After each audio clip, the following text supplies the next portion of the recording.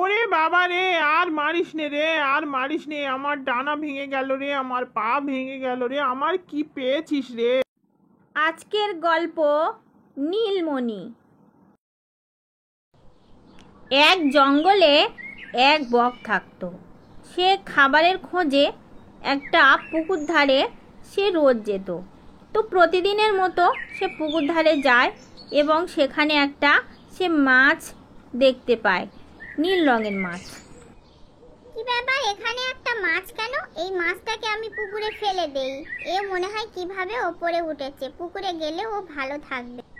মাছটাকে পুকুরে ফেলে দেওয়ার সঙ্গে সঙ্গে মাছটা জলপরীতে পরিণত হয়ে গেল।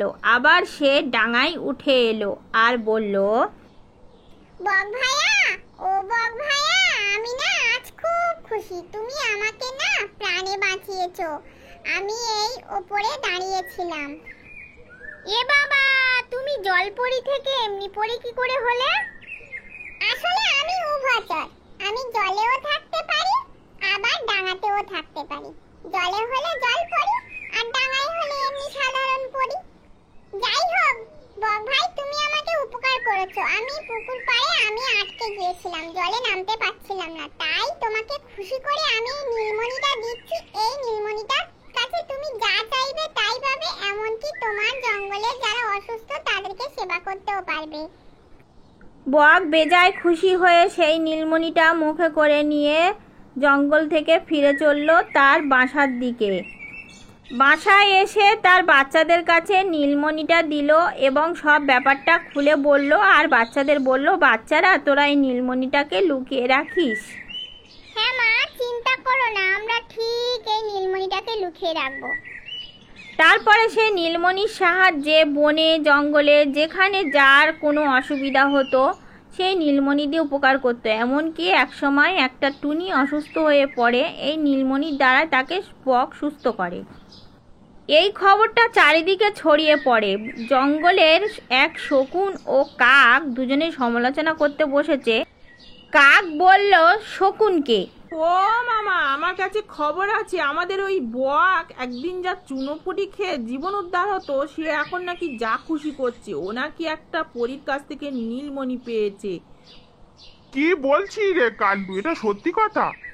ও মামা, আমি কি তোমায় মিথ্যে বলতে পারি না? কি বলো, আমি সত্যি কথা বলছি গো। আমি ঠিক দেখেছি, শুনেছি। চল তো দেখি কান্টু, আমরা একটু বকের বাসায় থেকে ঘুরে আসি। এটা সত্যি কিনা মিথ্যে যাচাই করে আসি। দেখ, যদি মিথ্যে হয়েছে তোর কিন্তু হাড় মাস আমি গুড়িয়ে রেখে দেবো, বুঝলি? কাক ও শকুন মামা দুজনে বকের বাসায় হাজির হলো। সেই সময় মা বকটা খাবারের খোঁজে বাইরে গিয়েছিল। তাদের দুটো ছোট ছোট সন্তান বক রেখে গিয়েছিল। তোমরা কারা? মা তো এখন নেই, তোমরা চলে যাও। এখন মা নেই বাড়িতে, মা আসলে তোমরা আসবে। তোমরা চলে যাও। এই বেটা হতচ্ছাড়া বকের ছানা, তোর মা নাকি একটা সোনাই সোহাগা পেয়েছে নীলমণি। কোথায় আছে ভালোভাবে দিয়ে দে, নইলে আমাদের কাক তোদের দাবিয়ে দেবে, দাবিয়ে।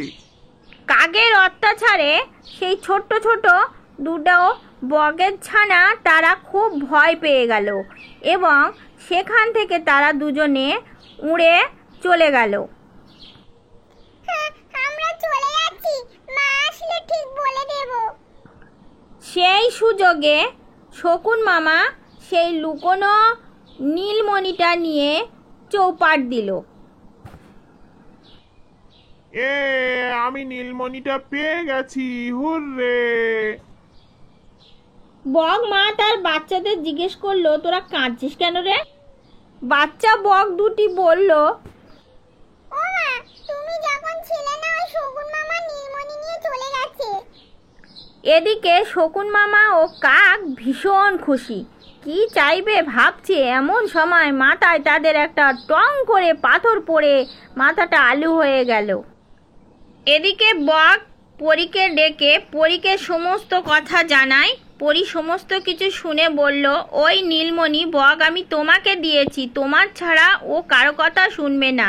কেউ যদি কিছু চায় তার উল্টোটা হবে। যাই হোক, তোমাকে এই লাঠিটা দিলাম, এই লাঠিটা নিয়ে যাও, যা বলবে এই লাঠি তাই শুনবে।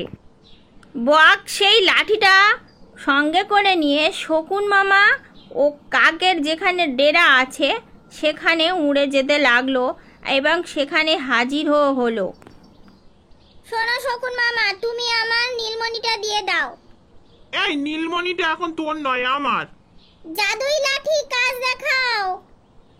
ওরে বাবা রে, আর মারিস নে রে, ছেড়ে দে রে, আমার হাড়গোড় ভেঙে গেল রে। ও বক, তুই আমায় ছেড়ে দে, তোর নীলমণি আমি তোকে ফেরত দিয়ে দেবো, তুই আমার ছেড়ে দে, এবার মারটাকে একটু বন্ধ কর।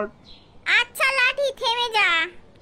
আচ্ছা বক, তোমার নীলমণি তুমি নাও বাবা, আজকের আমি যা পেদান পেদিয়েছ তুমি আমাকে, সারা জীবন আমার মনে থাকবে।